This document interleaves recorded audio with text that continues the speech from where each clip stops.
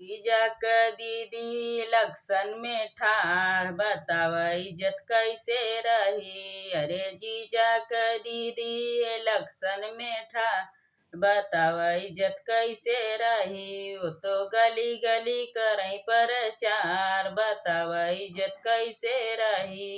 आगे आगे वोट मांगे पीछे पीछे नोट मांगे। आगे आगे वोट मांगे पीछे पीछे नोट मांगे। वो तो मांगली भैया हमार बताव इज्जत कैसे रही। वो तो मांगलिन भैया हमार बताव इज्जत कैसे रही। अरे दुल्हा का बहनी लक्षण में ठाड़ बताव इज्जत कैसे रही। अरे दुल्हा का दीदी लक्षण में ठाड़ बताव इज्जत कैसे रही। आगे आगे वोट मांगे पीछे पीछे नोट मांगे। आगे आगे वोट मांगे पीछे पीछे नोट मांगे।